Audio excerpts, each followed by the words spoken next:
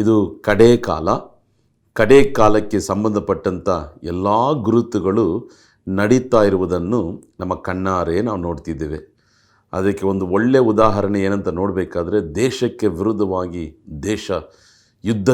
ಯುದ್ಧಗಳ ಸುದ್ದಿಗಳು ಭಯಂಕರವಾಗಿ ನಡೀತಾ ಇರುವುದನ್ನು ಪ್ರತಿದಿನ ದಿನಪತ್ರಿಕೆಯಲ್ಲಿ ನಾವು ಟಿ ವಿ ನ್ಯೂಸ್ಗಳಲ್ಲಿ ನೋಡ್ತಾನೇ ಇದ್ದೇವೆ.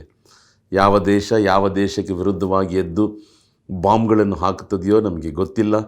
ಆದರೆ ಎಲ್ಲ ಕೂಡ ಲೋಕದಲ್ಲಿ ನೋಡಬೇಕಾದ್ರೆ ಒಂದು ಹೆದರಿಕೆ ಅಲ್ವಾ, ಒಂದು ಭಯಪಡುವಂಥ ಕಾರ್ಯ, ಗಾಬರಿ, ಆತಂಕ, ಒಂದು ದಿಗಿಲು ಕಾರ್ಗತ್ತಲೆ ಆವರಿಸಿಕೊಂಡಿರುವುದನ್ನು ನಮ್ಮಿಂದ ನೋಡೋಕ್ಕೆ ಸಾಧ್ಯವಾಗ್ತದೆ.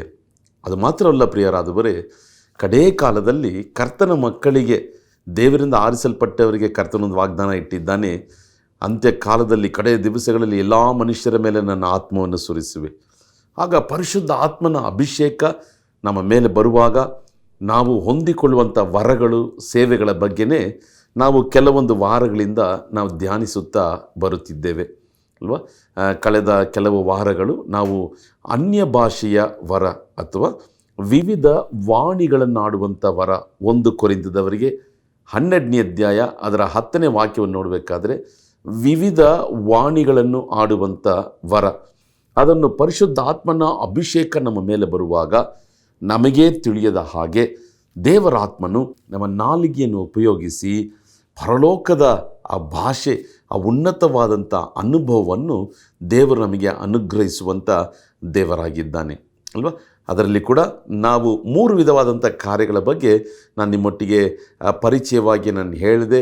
ಏನಂತ ನೋಡಬೇಕಾದ್ರೆ, ಮನುಷ್ಯರಾಡುವಂಥ ಭಾಷೆ, ಅಪೊಸ್ತಲರ ಕೃತ್ಯಗಳು 2ನೇ ಅಧ್ಯಾಯದಲ್ಲಿ ನಾವು ನೋಡಬೇಕಾದ್ರೆ, 50ನೇ ದಿನದಲ್ಲಿ ಪರಿಶುದ್ಧಾತ್ಮನ ಅಭಿಷೇಕ 120 ಮಂದಿ ಮೇಲೆ ಬಂದಾಗ ಅವರು ಬೇರೆ ದೇಶದ, ಬೇರೆ ರಾಜ್ಯದ, ಬೇರೆ ಜನರ ಭಾಷೆಗಳನ್ನು ಆಡಿದ್ರು. ಅದು ಒಂದು ವಿಧವಾದಂಥ ಭಾಷೆ ಅಂತ ನಾವು ನೋಡಿದ್ವಿ. ಎರಡನೇದಾಗಿ ಪವಿತ್ರಾತ್ಮನ ಭಾಷೆ. ಪವಿತ್ರಾತ್ಮನು ರೋಮಾಪುರದವರಿಗೆ 8ನೇ ಅಧ್ಯಾಯ 26ನೇ ವಾಕ್ಯ, ನಾವು ಮನ ಒತ್ತಡದಲ್ಲಿ ಅಥವಾ ಬೇಸರದಲ್ಲಿ ಬಳಲಿ ಹೋಗಿರುವಾಗ, ಸೋತು ಹೋಗಿರುವಾಗ ನಾವು ಬೇಡಿಕೊಳ್ಳುವುದು ಏನಂತ ನಮಗೆ ಗೊತ್ತಿಲ್ಲದೆ ಇರುವುದರಿಂದ ಪರಿಶುದ್ಧ ಆತ್ಮನು ತಾನೇ ನಮ್ಮ ಮೂಲಕವಾಗಿ ಆತನು ಮಾತಿಲ್ಲದ ನರಳಾಟದಲ್ಲಿ ಆತನು ಪ್ರಾರ್ಥನೆಯನ್ನು ಮಾಡ್ತಾನೆ ಎಂಬುದಾಗಿ ನಾವು ನೋಡಿದ್ವಿ. 3ನೇದಾಗಿ ಇವತ್ತು ಕಡೆಯದಾಗಿ ಪರಲೋಕದ ಭಾಷೆ.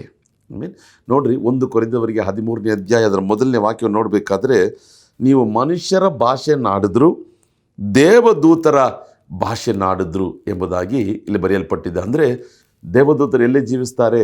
ಪರಲೋಕದಲ್ಲಿ.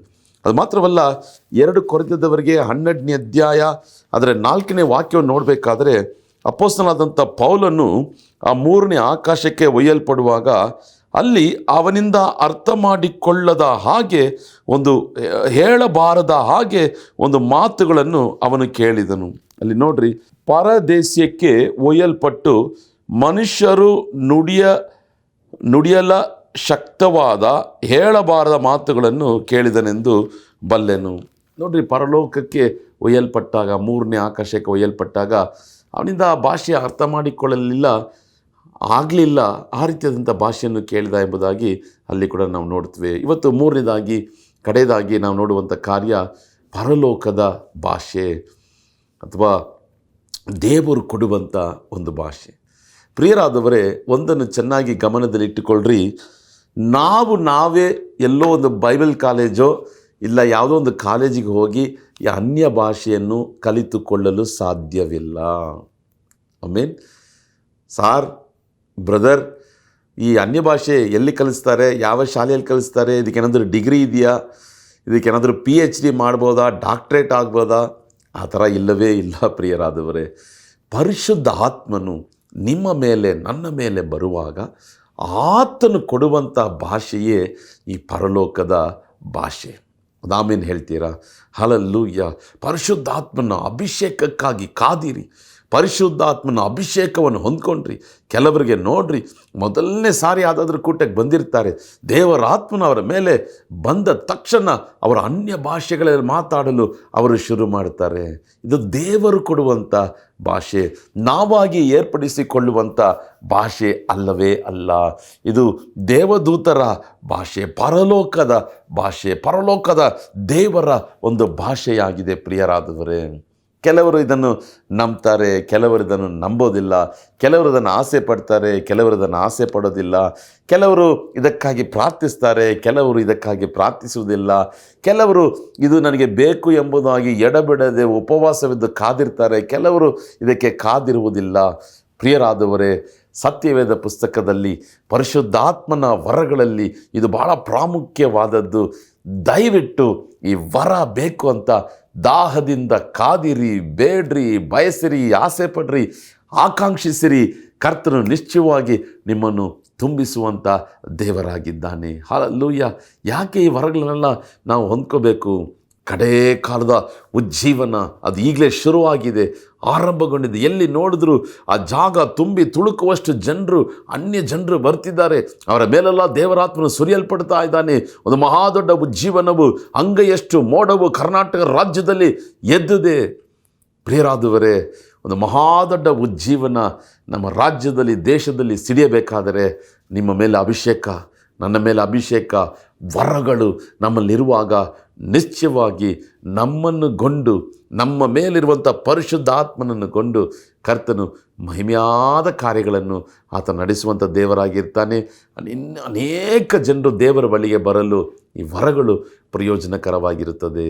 ಆಮೇನ್. ಹಲ್ಲೆಲೂಯಾ, ಹಲ್ಲೆಲೂಯಾ. ಈ ಪರಲೋಕದ ಭಾಷೆ ಇದು ನಾವಾಗಿ ಏರ್ಪಡಿಸಿಕೊಳ್ಳೋದಕ್ಕೆ ಸಾಧ್ಯವಿಲ್ಲ. ದೇವರ ಆತ್ಮನು ನಮ್ಮ ಮೇಲೆ ಬರುವಾಗ ದೇವರೇ ನಮ್ಮ ನಾಲಿಗೆಯನ್ನು ಉಪಯೋಗಿಸಿ ಆತನೇ ನಮಗೆ ಭಾಷೆಯನ್ನು ಕೊಡುವಂಥ ದೇವರಾಗಿರ್ತಾನೆ. ಆಮೇನ್.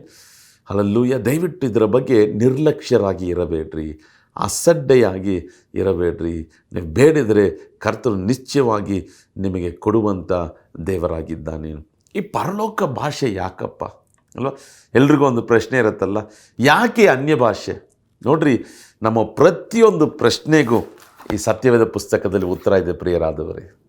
ಲೆಟ್ ಇಟ್ ಬಿ ಎನಿಥಿಂಗ್, ಅದು ಯಾವುದೇ ಇರಲಿ, ನಿನ್ನ ಯಾವ ಪ್ರಶ್ನೆ, ಆ ಪ್ರಶ್ನೆ ಎಷ್ಟು ದೊಡ್ಡದಾಗಿರಲಿ ಚಿಕ್ಕದಾಗಿರಲಿ, ಯಾವುದರ ಬಗ್ಗೆ ಆಗಿರಲಿ, ಈ ಬೈಬಲಲ್ಲಿ ಅದಕ್ಕೆ ಎಲ್ಲದಕ್ಕೂ ಉತ್ತರವಿದೆ. ನಿನ್ನ ಬಗ್ಗೆ, ಸೇವೆಯ ಬಗ್ಗೆ, ಕುಟುಂಬದ ಬಗ್ಗೆ, ಮಕ್ಕಳ ಬಗ್ಗೆ, ಕೆಲಸದ ಬಗ್ಗೆ, ಸಭೆಯ ಬಗ್ಗೆ, ಯಾವ ವಿಷಯದ ಬಗ್ಗೆ ಇದ್ದರೂ ಕೂಡ ಈ ಸತ್ಯವೇದ ಪುಸ್ತಕವನ್ನು ತೆರೆದು ನೀನು ಓದುವುದಾದರೆ ನಿನಗೆ ಅದರಲ್ಲಿ ಉತ್ತರ ಬರೆಯಲ್ಪಟ್ಟಿದೆ. ಯಾಕೆ ಈ ಅನ್ಯ ಭಾಷೆ ಅಂತ ನೋಡಬೇಕಾದ್ರೆ 1 ಕೊರಿಂಥದವರಿಗೆ 14ನೇ ಅಧ್ಯಾಯ ಅದರ 2ನೇ ವಾಕ್ಯವನ್ನು ನೋಡಬೇಕಾದ್ರೆ, ಅನ್ಯ ಭಾಷೆ ಮಾತಾಡುವವನು ಮನುಷ್ಯರ ಸಂಗಡ ಮಾತಾಡುವುದಿಲ್ಲ, ಅವನು ದೇವರ ಸಂಗಡ ರಹಸ್ಯಾರ್ಥಗಳನ್ನು ನುಡಿಯುತ್ತಾನೆ.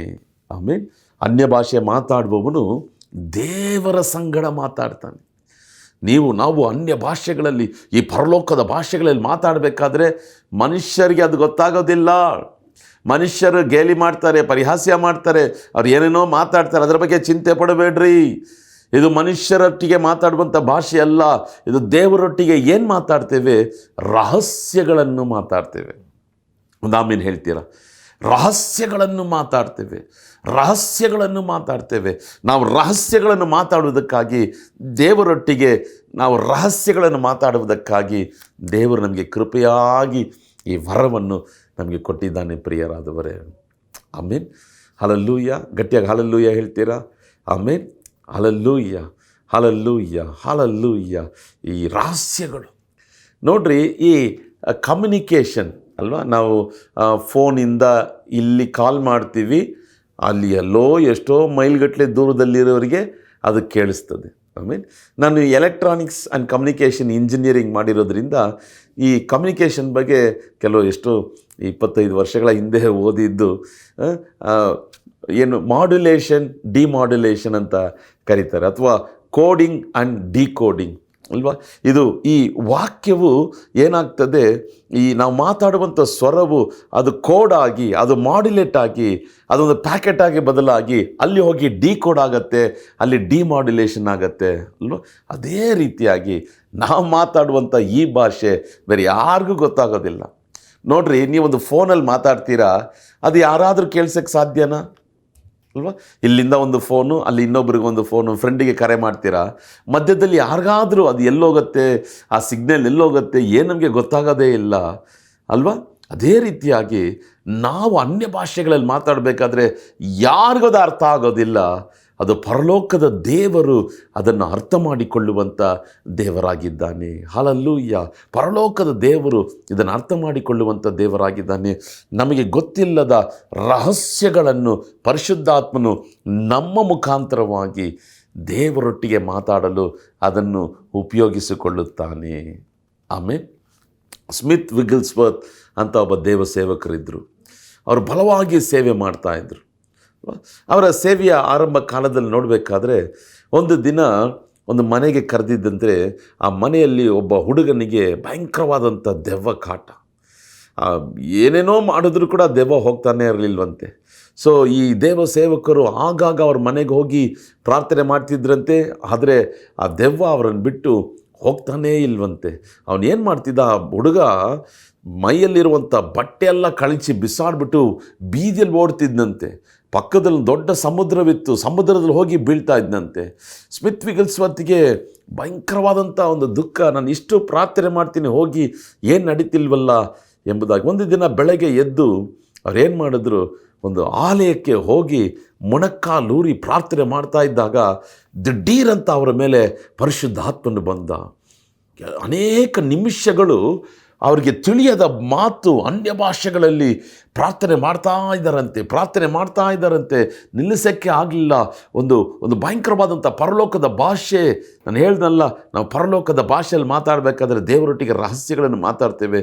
ಅನೇಕ ನಿಮಿಷಗಳು ಮಾತಾಡಿ ಅದಾದ ನಂತರ ಅವರು ಎದ್ದು ಆ ಮನೆಗೆ ಹೋದಾಗ ಆ ಹುಡುಗನ ನೋಡಿ ಒಂದೇ ಒಂದು ಮಾತು ಹೇಳಿದ್ರಂತೆ, you devil get out of him. ದುಷ್ಟ ಸೈತಾನನೇ, ಇವನನ್ನು ಬಿಟ್ಟು ತೊಲಗು. ಹೇಳಿದ ಅದೇ ಗಳಿಗೆಯಲ್ಲಿ ಅವನು ತಪ್ಪಂತ ಕೆಳಗೆ ಬಿದ್ದ. ಅವನಲ್ಲಿದ್ದಂಥ ದೆವ್ವ ಬಿಡುಗಡೆ ಆಯಿತು. ನೋಡ್ರಿ, ಸ್ಮಿತ್ ವಿಗಲ್ಸ್ವರ್ತ್ ಸೇವಕರಿಗೆ ಅಷ್ಟೊಂದು ಬೇಸರ ಮನಸ್ಸಲ್ಲಿತ್ತು. ಇಷ್ಟೊಂದು ಸಾರಿ ಅವ್ರ ಮನೆಗೆ ಬರ್ತೀನಲ್ಲ, ಏನು ಅದ್ಭುತ, ಬಿಡುಗಡೆ ಆಗ್ತಿಲ್ವಲ್ಲ. ಅವರು ಅನ್ಯ ಭಾಷೆ ಪವಿತ್ರಾತ್ಮ ಭರಿತರಾಗಿ ತನ್ನ ಹೃದಯದಲ್ಲಿದ್ದಂಥ ವೇದನೆಯನ್ನು ಆ ಕಾರ್ಯಗಳನ್ನೆಲ್ಲ ರಹಸ್ಯವಾಗಿ ದೇವರಿಗೆ ತಿಳಿಯಪಡಿಸಿದಾಗ ದೇವರವರನ್ನು ಬಲಪಡಿಸಿದ. ಒಂದು ನೂತನ ಬಲದಿಂದ ಒಂದೇ ಒಂದು ಮಾತು ಹೇಳಿದ್ರು, ಯು ಡೆವಿಲ್ ಗೋ ಔಟ್. ಆಮೇಲೆ ತಕ್ಷಣ ಆ ಹುಡುಗನಿಗೆ ಬಿಡುಗಡೆ. ಅನ್ಯ ಭಾಷೆಯನ್ನು ಸಾಧಾರಣವಾಗಿ ಎಣಿಸಬೇಡ್ರಿ. ರಹಸ್ಯಗಳನ್ನು ದೇವರೊಟ್ಟಿಗೆ ನಾವು ಮಾತಾಡ್ತೇವೆ. ಒಳಗಿನ ಮನುಷ್ಯ ದೇವರೊಟ್ಟಿಗೆ ಮಾತಾಡತಕ್ಕಂಥ ರಹಸ್ಯಗಳನ್ನು ಮಾತಾಡೋದಕ್ಕಾಗಿ ಅನ್ಯ ಭಾಷೆ ಖಂಡಿತ ನಮ್ಮೆಲ್ಲರಿಗೂ ಬೇಕು. ಆಮೇಲೆ ಆಪ್ಷನಲ್ಲ ಅಲ್ವಾ? ಓಕೆ, ಇವಾಗ ಎಲ್ಲ ಕ್ವಶನ್ ಪೇಪರ್ ಥರ ಪರಿಶುದ್ಧಾತ್ಮನ ಅಭಿಷೇಕವು ಅನ್ಯ ಭಾಷೆವರೆಗೂ ನಿಮಗೆ ಬೇಕಾ? ಹೌದು, ಇಲ್ಲ, ಆ ಥರ ಇಲ್ಲ ಅಲ್ವಾ? ನೀವು ಬೇಕಾದರೆ ಇಲ್ಲ ನನಗೆ ಬೇಡ ಅಂತ ಹೇಳ್ಬೋದು. ಇಲ್ಲ, ನನಗೆ ಬೇಕೇ ಬೇಕು. ಎಲ್ಲರೂ ಅದನ್ನೇ ಟಿಕ್ ಮಾಡಬೇಕು. ನನಗೆ ಬೇಕು, ನನಗೆ ವರಗಳು ಬೇಕು, ಅನ್ಯ ಭಾಷೆಯ ವರ ಬೇಕು. ಹಲ್ಲೆಲೂಯಾ! ಈ ವರಗಳನ್ನು ಹೊಂದ್ಕೊಂಡು ದೇವರೊಟ್ಟಿಗೆ ನನ್ನ ರಹಸ್ಯಗಳನ್ನು ಮಾತಾಡಬೇಕು. ಆಮೇಲೆ ಕೆಲವೊಂದು ಸಾರಿ ಪರಿಶುದ್ಧಾತ್ಮನು ನಮ್ಮ ಮುಖಾಂತರವಾಗಿ ಅನೇಕ ರಹಸ್ಯಗಳನ್ನು ಪರಲೋಕದ ದೇವರಿಗೆ ತಿಳಿಯಪಡಿಸಲು ನಮ್ಮನ್ನು ಉಪಯೋಗಿಸುತ್ತಾನೆ. ಆಮೇಲೆ ಈ ಅನ್ಯ ಭಾಷೆ ಮನುಷ್ಯರಿಗೆ ಅರ್ಥವಾಗದೇ ಇರಬಹುದು. ಸೈತಾನನು ಗಲಿಬಿಲಿಯಾಗ್ಬಿಡ್ತಾನೆ, ಅವನು ಕನ್ಫ್ಯೂಸ್ ಆಗಿಬಿಡ್ತಾನೆ. ಏನೋ ಭಾಷೆಯಲ್ಲಿ ಮಾತಾಡ್ತಿದ್ದಾನೆ, ಏನು ಅರ್ಥವಾಗ್ತಿಲ್ವಲ್ಲ ಎಂಬುದಾಗಿ ಕನ್ಫ್ಯೂಸ್ ಆಗಿಬಿಡ್ತಾನೆ. ಆದರೆ ಪ್ರಿಯರಾದವರೇ, ಈ ಅನ್ಯ ಭಾಷೆ ಯಾಕೆ ಸಾಧಾರಣವಾಗಿ ಎಣಿಸ್ಬೇಡ್ರಿ. ರಹಸ್ಯಾರ್ಥಗಳನ್ನು ದೇವರೊಟ್ಟಿಗೆ ಮಾತಾಡೋದಕ್ಕಾಗಿ. ಮತ್ತು ಈ ಅನ್ಯ ಭಾಷೆ ಯಾಕೆ, ಪರಲೋಕದ ಭಾಷೆ ಯಾಕೆ ಅಂತ ನೋಡಬೇಕಾದ್ರೆ ಅದೇ 4ನೇ ವಾಕ್ಯ ಹೇಳ್ತದೆ, ಭಕ್ತಿ ವೃದ್ಧಿ ಉಂಟಾಗುವುದಕ್ಕಾಗಿ. ನಮ್ಮಲ್ಲಿ ಒಂದು ಭಕ್ತಿ ವೃದ್ಧಿ, ಎಡಿಫಿಕೇಷನ್ ಅಲ್ವಾ? ಒಳಗಿನ ಮನುಷ್ಯನು ಅವನು ಪುಷ್ಟಿಯಾಗಿ, ಅವನು ಭಕ್ತಿಯಿಂದ ತುಂಬಲ್ಪಟ್ಟವನಾಗಿ ಪ್ರತಿನಿತ್ಯ ಅವನು ಮಹಿಮೆಯಿಂದ ಮಹಿಮೆಯನ್ನು ಕಾಣಲು, ಕೃಪೆಯಿಂದ ಕೃಪೆಯಲ್ಲಿ ಬೆಳೆಯಲು ಸಹಾಯ ಮಾಡುವುದು ಈ ಅನ್ಯ ಭಾಷೆ ವಾಣಿಗಳನ್ನಾಡುವಂಥ ಈ ವರ, ವಿವಿಧ ವಾಣಿಗಳನ್ನಾಡುವಂಥ ವರ. ಆಮೇಲೆ ಒಂದು ಅರ್ಧ ತಾಸು 1 ತಾಸು ಅನ್ಯ ಭಾಷೆಯಲ್ಲಿ ಮಾತಾಡಿದ್ರೆ ಏನೋ ಒಂದು ದೊಡ್ಡ ಬಲ ಬಂದ ಹಾಗೆ ಭಕ್ತಿ ವೃದ್ಧಿ ಉಂಟಾಗ್ತದೆ, ನಂಬಿಕೆ ಹೆಚ್ಚುತ್ತದೆ, ಕರ್ತನ ಮೇಲೆ ಇರುವಂಥ ನಿರೀಕ್ಷೆ ಹೆಚ್ಚುತ್ತದೆ, ಕರ್ತನ ಮೇಲೆ ವೈರಾಗ್ಯ ಉಂಟಾಗ್ತದೆ, ಆತನ ವಾಕ್ಯದ ಮೇಲೆ ದಾಹ ಉಂಟಾಗ್ತದೆ, ಆತನ ಸೇವೆಯ ಮೇಲೆ ಒಂದು ಅಪೇಕ್ಷೆ ಉಂಟಾಗ್ತದೆ. ನಾನು ಸೇವೆ ಮಾಡಬೇಕು. ಕಾರಣ ನಾವು ಮಾತಾಡುವಂಥ ಅನ್ಯ ಭಾಷೆಗಳು ನಮ್ಮೊಳಗೆ ಭಕ್ತಿ ವೃದ್ಧಿ ಉಂಟಾಗುವುದರಿಂದ ಎಲ್ಲ ಕಾರ್ಯಗಳನ್ನು ದೇವರು ನಮ್ಮ ಮೂಲಕ ನಡೆಸುವಂಥ ದೇವರಾಗಿದ್ದಾನೆ. Hallelujah, hallelujah.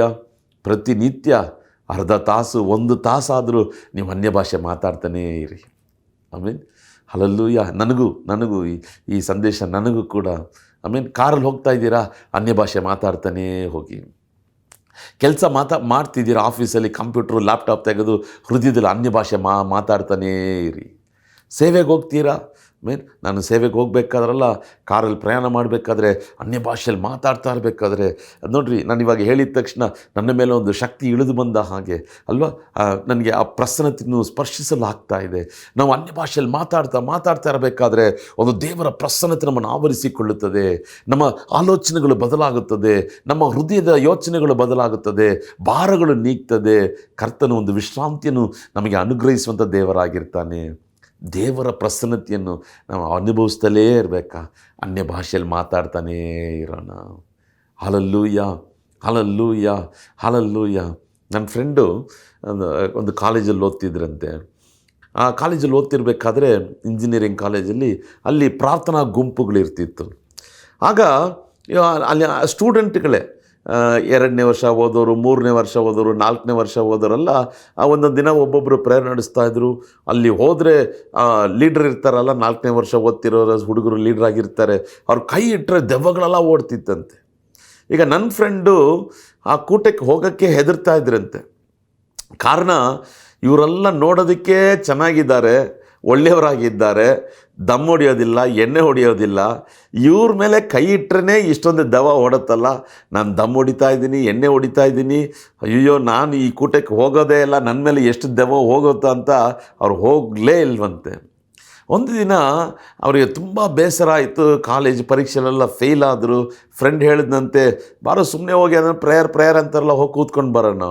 ಒಂದು 20-30 ಜನ ಆ ಕೂಟದಲ್ಲಿದ್ದರು, ಅಲ್ಲಿ ಪ್ರೇಯರ್ ನಡೆಸ್ತಾ ಇದ್ದರು. ಆ ಸೇವಕರು ಬಂದು ಈ ನನ್ನ ಫ್ರೆಂಡ್ ಮೇಲೆ ಕೈ ಇಟ್ಟಿದ ತಕ್ಷಣ, ಮೊದಲ ಬಾರಿಗೆ ಅವರು ಆ ಥರ ಕೂಟಕ್ಕೆ ಹೋಗಿದ್ದಾರೆ, ಕೈ ಇಟ್ಟಿದ ತಕ್ಷಣ ಅಭಿಷೇಕ ಅವರ ಮೇಲೆ ಇಳಿದು ಬಂದು ಅವರ ಅನ್ಯ ಭಾಷೆಗಳಲ್ಲಿ ಮಾತಾಡೋಕ್ಕೆ ಶುರು ಮಾಡಿದ್ರು. ತನ್ನ ಪಾಪಗಳನ್ನು ಅರಿಕೆ ಮಾಡಿದ್ರು. ಕಣ್ಗಳಲ್ಲಿ ಕಣ್ಣೀರು ಬರೋಕ್ಕೆ ಆರಂಭಿಸಿತ್ತು. ಅವ್ರಿಗೇನು ನಡೀತಿದೆಯೋ ಗೊತ್ತಿಲ್ಲ.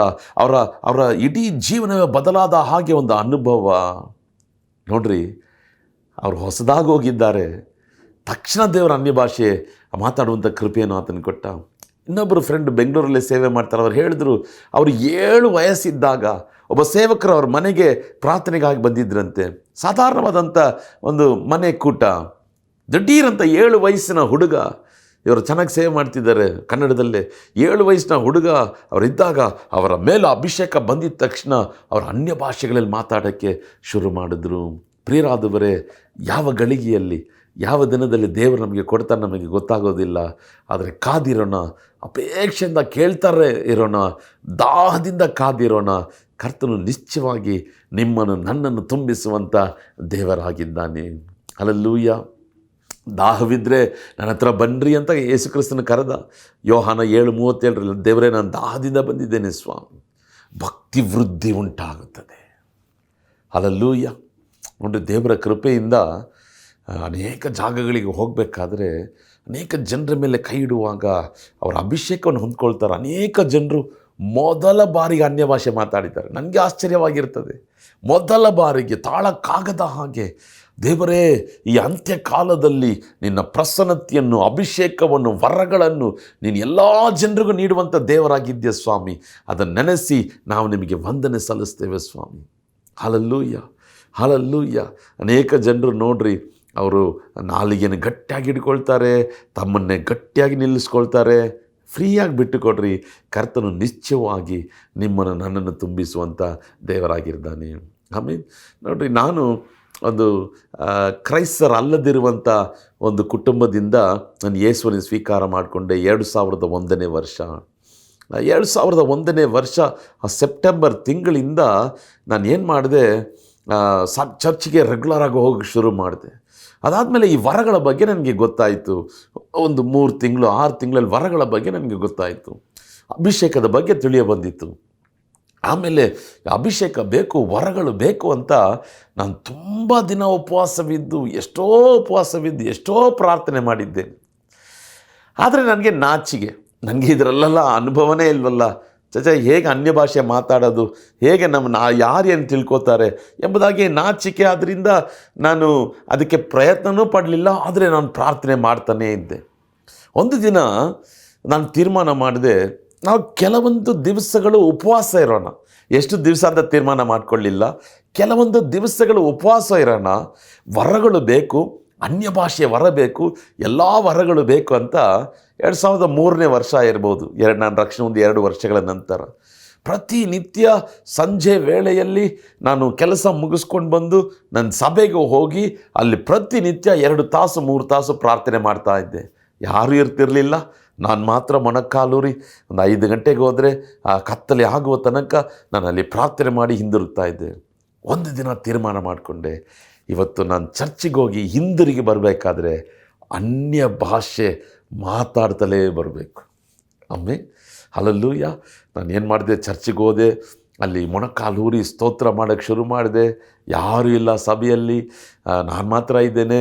ಸ್ತೋತ್ರ ಮಾಡ್ತಾ ಮಾಡ್ತಾ ಮಾಡ್ತಾ ಮಾಡ್ತಾ ಏಸಪ್ಪ ನನಗೆ ಅಭಿಷೇಕದಲ್ಲಿ ಈ ಅನ್ಯ ಭಾಷೆಯ ವರ ಕೊಡು ಸ್ವಾಮಿ, ಎಲ್ಲರೂ ಮಾತಾಡ್ತಾರೆ, ನಾನು ಮಾತಾಡಬೇಕು, ಬಿಡಲೇ ಇಲ್ಲ ಯೇಸು ಸ್ವಾಮಿನ, ಬಿಡಲೇ ಇಲ್ಲ. ಆಗ ನನಗೆ ಒಂದೇ ಒಂದು ಮಾತು ಬಂತು ಅಷ್ಟೇ, ಸರಳವಾಗಿ ಅಲ್ಲ, ಒಂದೇ ಒಂದು ಮಾತು ಬಂತು. ದೇವರಾತ್ಮನು ಹೇಳ್ದ, ಇದನ್ನು ನಂಬಿಕೆಯಿಂದ ನೀನು ಮಾತಾಡು. ಹಲ್ಲೆಲೂಯಾ. ಕೆಲವರು ನೋಡ್ರಿ, ನಂಬಿಕೆನೇ ಬರಲ್ಲ. ಇದು ಅವ್ರು ಮಾತಾಡೋ ಥರ ಇದೆಯಾ, ಇದು ಇವ್ರು ಮಾತಾಡೋ ಥರ ಇದೆಯಾ? ಸಹೋದರ ಸಹೋದರಿಯೇ, ಪರಿಶುದ್ಧಾತ್ಮ ನಿಮ್ಮ ಮೇಲೆ ಬರುವಾಗ ಆತನು ಯಾವ ಭಾಷೆಯನ್ನು ಕೊಡ್ತಾನೋ ಗಟ್ಟಿಯಾಗಿ ಮಾತಾಡ್ರಿ. ದುರಾತ್ಮ ಬರೋದಿಲ್ಲ. ದೇವರು ನಮಗೆ ಪರಿಶುದ್ಧಾತ್ಮನ ಅಭಿಷೇಕ ಬೇಕು ಅಂತ ದೇವರ ಥರ ಪ್ರಾರ್ಥನೆ ಮಾಡಿದರೆ ದೇವರು ಹೇಗೆ ನಮಗೆ ದುಷ್ಟನ ಆತ್ಮನ ಕೊಡ್ತಾನೆ? ಇಲ್ಲ, ಆತನು ಪರಿಶುದ್ಧಾತ್ಮನನ್ನೇ ಕೊಡ್ತಾನೆ. ಪರಿಶುದ್ಧಾತ್ಮನ ಬರುವಾಗ ಅನ್ಯ ಭಾಷೆಯ ವರ, ಆ ಕೃಪೆ ಕೂಡ ದೇವರಿಗೆ ಅನುಗ್ರಹಿಸುವಂಥ ದೇವರಾಗಿದ್ದಾನೆ. ಆಮೇಲೆ ಅದನ್ನು ಅದೇ ಒಂದು ಮಾತು ಬಂತು. ನಿಜ ಹೇಳಬೇಕಾದ್ರೆ ನನಗೆ ನಗು ಬಂದ್ಬಿಡ್ತು. ಇದು ಏನಪ್ಪ ಇದು, ಯಾರೂ ಇಲ್ಲ, ನಾನು ಮಾತ್ರ ಇದ್ದೇನೆ, ಒಂದು ಪವರ್ ನನ್ನ ಮೇಲೆ ಇಳೀತು, ಒಂದೇ ಒಂದು ಮಾತು ಬಂತಲ್ಲ. ಆಗ ಮನಸ್ಸಲ್ಲಿ ದೇವರಾತ್ಮನ ಹೇಳ್ತಾನೆ, ಇದನ್ನು ಹಾಗೆ ಮಾತಾಡೋಕ್ಕೆ ಶುರು ಮಾಡು. ನಾನು ತೀರ್ಮಾನದಿಂದ ಹೋದ್ನಲ್ಲ, ಚರ್ಚಿಗೆ ಹೋಗಿ ಅನ್ಯ ಭಾಷೆ, ನಾನು ಹಿಂದಿರುಗಿ ಬರಬೇಕಾದ್ರೆ ಆ ಒಂದು ಮಾತನ್ನೇ ಪುನಃ ಪುನಃ ಪುನಃ ನಾನು ಹೇಳೋಕ್ಕೆ ಶುರು ಮಾಡಿದೆ. ನಂತರ ಪರಿಶುದ್ಧಾತ್ಮನ ಅಭಿಷೇಕದಲ್ಲಿ ಬೆಳೆಯುತ್ತಾ ಬೆಳೆಯುತ್ತಾ ಬೆಳೆಯುತ್ತಾ ಅನ್ಯ ಭಾಷೆ ಮಾತಾಡುವಂಥ ಕೃಪೆಯನ್ನು ದೇವರು ಅನುಗ್ರಹಿಸಿದ. ಹಲ್ಲೆಲೂಯಾ. ನೋಡಿ, ಅನ್ಯ ಭಾಷೆ ಮಾತಾಡೋದು ಮಾತ್ರವಲ್ಲ, ಅನ್ಯ ಭಾಷೆಯಲ್ಲಿ ಬೆಳೆಯಬೇಕು. ಕೆಲವರು ನೋಡ್ರಿ, ಒಂದೇ ಥರ ಮಾತಾಡ್ತಾನೆ ಇರ್ತಾರೆ, 20 ವರ್ಷ 30 ವರ್ಷ. ಹೊಸ ಹೊಸ ಭಾಷೆಗಳು ಪರಿಶುದ್ಧಾತ್ಮ ನಮಗೆ ಕೊಡ್ತಾನೆ. ಆಮೇಲೆ ಹಲ್ಲೆಲೂಯಾ. ಒಂದು ದಿನ ಒಂದು 3 ದಿನದ ಕೂಟ ಅಲ್ಲಿ ನಾನು ಭಾಷಾಂತರ ಮಾಡೋಕ್ಕಾಗಿ ಹೋಗಿದ್ದೆ. ಆಮೇಲೆ ಆಗ ಅಲ್ಲಿ ಒಂದು ಭಯಂಕರವಾದಂಥ ಅನಾಯಿಂಟಿಂಗ್ ಬಂತು, ಪ್ರವಾದನೆಯ ಅಭಿಷೇಕವು ಬಂತು. ಆಗ ದಿಢೀರಂತ ಒಂದು ಹೊಸ ಭಾಷೆ ನನ್ನಲ್ಲಿ ಹುಟ್ಟಿತು. ನಾನು ಅವತ್ತು ಕೇಳ್ತಿದ್ದೆ, ಏಸಪ್ಪ ನಾನು ಹಳೇ ಭಾಷೆನೇ ಮಾತಾಡ್ತಿದ್ದೀನಲ್ಲಪ್ಪ ತುಂಬ ದಿವಸದಿಂದ, ಹೊಸ ಭಾಷೆ ನೀವು ಕೇಳ್ರಿ, ದೇವರು ಕೊಡ್ತಾನೆ. ಆಮೇಲೆ ಏನೇನೋ ಕೇಳ್ತಿರಲ್ರ, ಈ ವರಗಳನ್ನು ಕೇಳ್ರಿ, ದೇವರು ಕೊಡ್ತಾನೆ. ಅನ್ಯ ಭಾಷೆಯಲ್ಲಿ ಮಾತಾಡ್ರಿ, ಭಕ್ತಿ ವೃದ್ಧಿ ಉಂಟಾಗ್ತದೆ. ನಿಮ್ಮೊಳಗೆ ಒಂದು 1000 ಸಿಂಹದ ಹಾಗೆ ಒಂದು ಬಲವು, ಒಂದು ಧೈರ್ಯವು, ಒಂದು ಶಕ್ತಿಯು ಬರುವಂಥದ್ದಾಗಿ ಕಾಣಲ್ಪಡ್ತದೆ. ಅನ್ಯ ಭಾಷೆಗೆ ಏನು ನೀವು ಮೊಣಕಾಲೂರಿನೇ ಮಾತಾಡಬೇಕಂತ ಅಲ್ಲ. ನಡ್ಕೊಂಡು ಹೋಗ್ತಾ ಇರ್ತೀರ, ಮಾತಾಡ್ತಾನೇ ಇರಿ. ಬಸ್ಸಲ್ಲಿ ಹೋಗ್ತಾ ಇರ್ತೀರ, ಮಾತಾಡ್ತಾನೇ ಇರಿ. ಅನ್ಯ ಭಾಷೆಯಲ್ಲಿ ಹಾಡುಗಳನ್ನು ಹಾಡ್ರಿ, ಅನ್ಯ ಭಾಷೆಗಳಲ್ಲಿ ಪ್ರಾರ್ಥನೆ ಮಾಡಿರಿ, ಅನ್ಯ ಭಾಷೆಗಳಲ್ಲಿ ಸ್ತುತಿ ಮಾಡಿರಿ, ಅನ್ಯ ಭಾಷೆಗಳಲ್ಲಿ ದೇವರೊಟ್ಟಿಗೆ ಮಾತಾಡ್ರಿ. ಇದು ಪರಲೋಕದ ಭಾಷೆ. ಹಲ್ಲೆಲೂಯಾ. ದಯವಿಟ್ಟು ಇದರ ಬಗ್ಗೆ ನಿರ್ಲಕ್ಷ್ಯರಾಗಿರಬೇಡ್ರಿ. ಕೇಳ್ರಿ, ದಾಹಗೊಳ್ರಿ, ಕೇಳ್ರಿ, ನನಗಿದು ಬೇಕು ಯೇಸುವೇ, ವರ ನನಗೆ ಬೇಕು, ನಾನು ವಿವಿಧ ವಾಣಿಗಳನ್ನು ಆಡಬೇಕು. ಕೇಳಿದ್ರೆ ದೇವರು ನಿಶ್ಚಯವಾಗಿ ನಿಮಗೆ ಕೊಡ್ತಾನೆ. ಆಮೇಲೆ ಸೊ ಕಳೆದ ಕೆಲವು ವಾರಗಳಿಂದ ನಾವು ಈ ಅನ್ಯ ಭಾಷೆಯ ವರದ ಬಗ್ಗೆ ನಾವು ಧ್ಯಾನ ಮಾಡಿದ್ವಿ. ನಾನು ಆಗಲೇ ಹೇಳಿದ ಹಾಗೆ ಇದು ಮೇಲ್ನೋಟವಾಗಿ ಹೇಳುವಂಥ ಒಂದು ಸಂದೇಶ, ಇದರಲ್ಲಿ ಇನ್ನೂ ಆಳವಾದಂಥ ಸತ್ಯಗಳು ಉಂಟು ಅಲ್ವಾ. ಗಿಫ್ಟ್ಸ್ ಆಫ್ ಕಮ್ಯುನಿಕೇಷನ್ ಅಂದರೆ ಸಂಭಾಷಿಸುವಂಥ, ಮಾತಾಡುವಂಥ ವರಗಳು, ಅದೇ ಆ ಟಾಪಿಕಲ್ಲಿ 3 ವರಗಳಿದೆ. ಒಂದು ವಿವಿಧ ವಾಣಿಗಳನ್ನು ಅನ್ಯ ಭಾಷೆಯ ವರ, ವಾಣಿಗಳಿಗೆ ಅರ್ಥ, ವ್ಯಾಖ್ಯಾನ, 3ನೇದು ಪ್ರವಾದನೆ. ಈಗ ಅನ್ಯ ಭಾಷೆಯಲ್ಲಿ ನಾವು ನೋಡಿದ್ವಿ, ಅದರಲ್ಲಿ ಯಾವ ರೀತಿಯಾದಂಥ ಭಾಷೆಗಳು ಅಲ್ಲಿ ನೋಡಬೇಕಾದ್ರೆ ಮನುಷ್ಯರಾಡುವಂಥ ಭಾಷೆ, ಪವಿತ್ರಾತ್ಮನ ಭಾಷೆ, ಪರಲೋಕದ ಭಾಷೆ. ಮುಂದಿನ ವಾರ ನಾವು ಈ ಅನ್ಯ ಭಾಷೆಗೆ ವ್ಯಾಖ್ಯಾನ ನೀಡುವಂಥ ವರವನ್ನು ನಾವು ನೋಡೋಣ. ಹಲ್ಲೆಲೂಯಾ. ಅನ್ಯ ಭಾಷೆಗೆ ಅರ್ಥ ಹೇಳುವಂಥ ವರ, ನನಗೆ ದೇವರು ಕೊಟ್ಟಂಥ ಅನುಭವಗಳನ್ನು ನಿಮ್ಮೊಟ್ಟಿಗೆ ನಾನು ಹಂಚಿಕೊಳ್ಳಲಿದ್ದೇನೆ. ದಯವಿಟ್ಟು ಇದನ್ನು ಸತತವಾಗಿ ನೋಡ್ರಿ. ನಿಮ್ಮ ಆತ್ಮಿಕ ಜೀವಿತದಲ್ಲಿ ನಿಶ್ಚಯವಾಗಿ ನೀವು ಬೆಳಿತೀರಾ. ಅನ್ಯ ಭಾಷೆಯ ವ್ಯಾಖ್ಯಾನ ಹೇಗಿರ್ತದೆ, ಆಮೇಲೆ ಕೆಲವರ ಅನುಭವಗಳು, ನನ್ನ ಅನುಭವಗಳು, ನಾನು ಅನ್ಯ ಭಾಷೆ ಮಾತಾಡಿದಾಗ ದೇವರಾತ್ಮನು ಹೇಗೆ ಅದಕ್ಕೆ ವ್ಯಾಖ್ಯಾನವನ್ನು ಕೊಟ್ಟ. ಒಮ್ಮೆ ನೋಡ್ರಿ, ಬಹಿರಂಗವಾಗಿ ಒಂದು ಕೂಟದಲ್ಲಿ ಒಬ್ಬರನ್ನ ಕರೆದು ಅನ್ಯ ಭಾಷೆ ಮಾತಾಡೋಕ್ಕೆ ಹೇಳಿ ಅವರಿಗೆ ವ್ಯಾಖ್ಯಾನ ಹೇಳುವಂತೆ, ಅದರ ಅರ್ಥ ಹೇಳುವಂತೆ, ಅದಕ್ಕೆ ಅರ್ಥ ಹೇಳಿದ ತಕ್ಷಣ ಸಹೋದರ ಸಾಕ್ಷಿ ಹೇಳುವಂತೆ ದೇವರ ಅನುಭವಗಳನ್ನು ಆತನು ಅನುಗ್ರಹಿಸಿದ್ದಾನೆ. ಅದನ್ನೆಲ್ಲ ನಾವು ಮುಂದಿನ ವಾರ ನಾವು ನೋಡೋಣ. ಮಾತ್ರವಲ್ಲ, ಪ್ರತಿನಿತ್ಯ ಪ್ರಾರ್ಥನೆ ಮಾಡಿರಿ. ನೀವು ಯಾವುದ್ಯಾವುದಕ್ಕೋ ಪ್ರಾರ್ಥನೆ ಮಾಡ್ತೀರ, ಅದೆಲ್ಲ 2ನೇದಾಗಿ 3ನೇದಾಗಿ ಇಟ್ಟು, ದೇವರೇ ಉಜ್ಜೀವನಕ್ಕಾಗಿ ನನಗೆ ಅಭಿಷೇಕ ಬೇಕು, ಈ ವರಗಳು ಬೇಕು, ನನ್ನನ್ನು ಸೇವೆಯಲ್ಲಿ ಉಪಯೋಗಿಸು, ನಾನು ನಿನಗಾಗಿ ಸೇವೆ ಮಾಡಬೇಕು, ಸಾಧಾರಣವಾಗಿ ಎಲ್ಲ ಶಕ್ತಿಯುತವಾಗಿ ಸೇವೆ ಮಾಡಬೇಕು, ಯೇಸುವೇ ದೇವರೆಂದು ನಾನು ಅರಿಕೆ ಮಾಡಬೇಕು, ದೇವರೇ ಜನರೆಲ್ಲರೂ ಅರಿಕೆ ಮಾಡಲು ದೇವರೇ ನನ್ನನ್ನು ಬಲವಾಗಿ ಉಪಯೋಗಿಸು ಎಂಬುದಾಗಿ ಬಿಡಬೇಡ್ರಿ ಯೇಸು ಸ್ವಾಮಿನ. ಆಮೇಲೆ ಯೇಸುವನ್ನ ಬಿಡಲೇಬೇಡ್ರಿ. ಆತನ ಪಾದವನ್ನು ಹಿಡ್ಕೊಂಡು ಕೊಡ್ರಿ, ಕೊಡಿ ಕೊಡಿ ಕೊಡಿ ಕೊಡಿ ಕೊಡಿ ಅಂತ ಕೇಳ್ರಿ. ದೇವರು ನಿಶ್ಚಯವಾಗಿ ಅಳತೆ ಇಲ್ಲದೆ ನಿಮ್ಮನ್ನು ತುಂಬಿಸುತ್ತಾನೆ. ಆಮೇಲೆ ಮುಂದಿನ ವಾರ ನಾವು ಈ ಅನ್ಯ ಭಾಷೆಗೆ ಅರ್ಥ ಹೇಳುವುದು ಹೇಗೆ, ಆ ವರದ ಬಗ್ಗೆ ನಾವು ಧ್ಯಾನ ಮಾಡೋಣ.